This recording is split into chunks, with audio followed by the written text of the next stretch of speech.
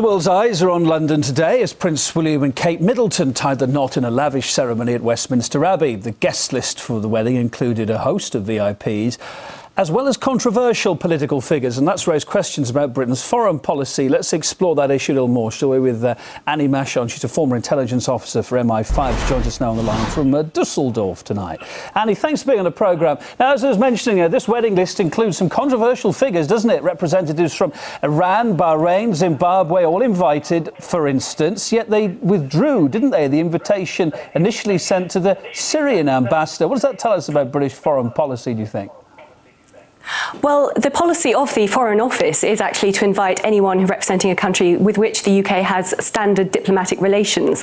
Now, obviously, with the possibility of UN sanctions being imposed against the Syrian government, that made it slightly difficult for them to continue to offer an invitation to Dr. Kiyami.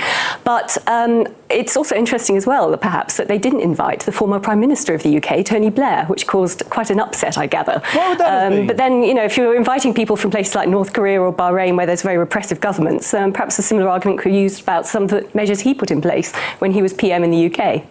Scotland Yard's made a number as well of preemptive arrests in the run-up to the wedding in the last few days, didn't they? They said it was to ensure everything went off peacefully today. But there's been criticism from some quarters of that approach. Very much so. I mean, obviously, they have to take measures to protect the event from any sort of terrorist groups, particularly Irish Republican dissidents or Middle Eastern terrorist groups. And I don't think anyone complains about that. The fact that they're trying to stop, and did stop, protesters exercising their right to freedom of expression around the royal wedding is of much greater concern, because the police were talking about snatch squads and dawn raids. And in fact, those are the sort of measures that are indeed used in countries like Syria, but were used against UK protesters, including notably leading peace activist Charlie Veitch, who was swept up yesterday as a preemptive measure and has apparently just disappeared into the Metropolitan Police system. His family, his girlfriend can't trace him. They're being blocked and lied to by the police. Even his lawyers can't find him. So he seems to have sort of been disappeared in a rather Kafkaesque way.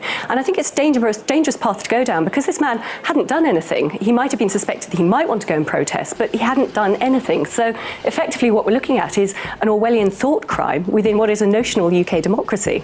Let's look at the practical side of this, the cost of it. I mean, millions of pounds of taxpayers' money has been spent on the preparations and the security and the ceremony itself. Yet the government's austerity cuts have left many Brits struggling awfully at the moment financially. Do you think the scale of the ceremony was appropriate given the economic situation in the UK, or was the feel-good factor for the country worth the money? Well, of course, there was that feel-good factor, but it was an incredibly expensive event to host at this austerity time.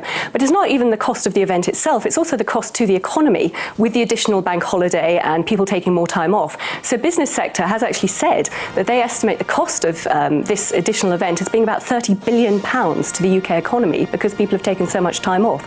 And this, of course, is right on the cusp of the UK almost sliding back into recession. So I can see that there are a lot of concerns, not just for the event itself, but for the implications for the whole economy. Yep. And people will resent that. I mean, let's not forget, about 20% of UK people are Republican. They're not royalist. Well, for a lot of people, it's been a two-week holiday, as you're saying there. How much support is there for the British monarchy at the moment? What effect has this wedding had? Has it bolstered it? Oh, I think it'll give it a bounce, of course. You know, the UK monarchy has been rocked by scandals over the last 3 decades, but this, of course, is the feel-good factor. But there is concern about the expense of the monarchy, about the sort of hidden wealth that they own, and about the continuing extension of the civil list, the financial allowance to a very expanding, a very expensive family. Do we really get a bang for our buck? Do we get value for money? Or should we think about perhaps having an elected head of state who can be chosen and ousted, if not up to the job, every 5 years or so? At the moment, we have a hereditary principle where you just have to accept whoever is born first, and it's a very archaic system, perhaps not in tone with a modern democratic country.